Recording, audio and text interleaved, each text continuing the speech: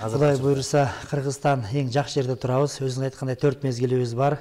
Кудай буйруса, иншалла bizde туздан баштап алтынга чейин бар.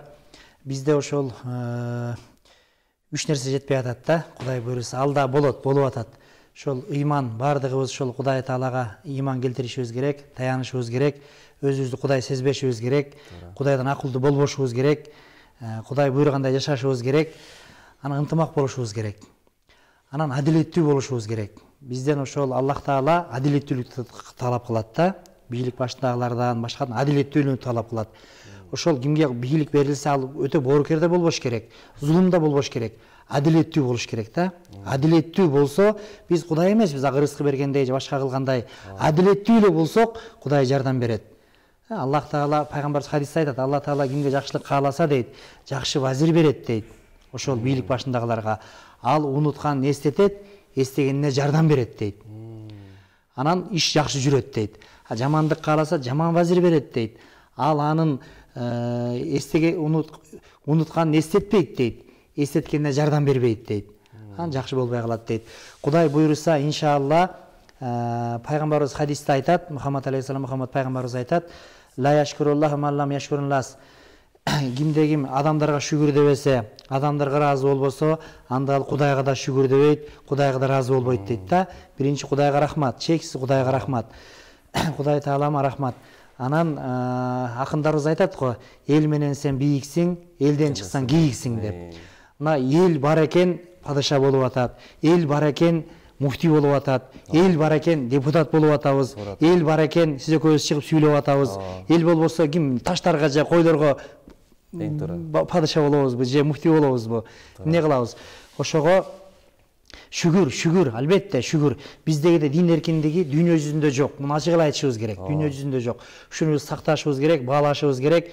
Анан эми Кудай буйруса ошол анча-мынча карыздардан кутулуп кетсек, ыймандуу болсок, анан мындай ачык айтканда арак токтотуш керек. Анан мындай никесиз иштерди, сойкулук, никесиз иштер, сойкулук, мына ушул чоң Кудайдын эң жаман көргөнү да.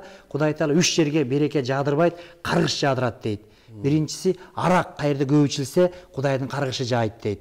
Экинчиси никесиз иштер, ойноштук, никесиз кошулуу, зына, араб тилинде зына, кыргызча айтканда көзүнө аялдын күйөөсүнүн көзүнө чөп салуу, ойноштук, алажипти аттоо. Мына ушул эң чоң күнөө. Ден соолуктан ажырайт адам, акыл эстен ажырайт, балдарың маңкурт болот.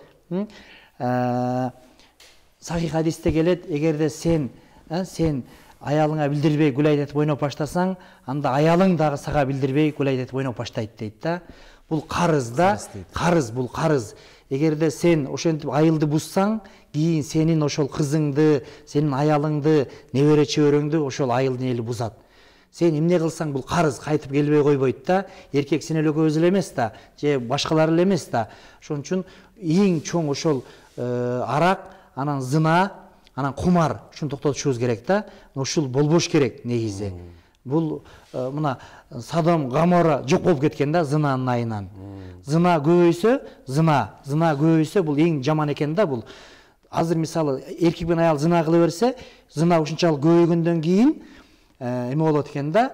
Аял менен эркек бири-бирин көргүсү келбей, эркек асылып баштайт экен. Аял асылып баштайт экен. Содом, Гоморра деген мамлекеттер, шаарлар жок болуп кеткен да. Лут алейхиссалам барган жерлер да, ошонун себебинен. Ошон үчүн Кудай сактасын, ушулардан алыс болушубуз керек. Казинодон, кумардан алыс болушубуз керек. Адилеттүү болушубуз керек. Тараза, Кудай Таалам бирөөгө таш менен урсаң, сени да таш менен урат. Аш менен урсаң, аш менен урат. Бүт ошол биздин ата-бабаларыбыздын жанагы эркегенге ийилгенге ийилгин деген бүт бардыгы ошол хадис Куранда алынган сөздөр.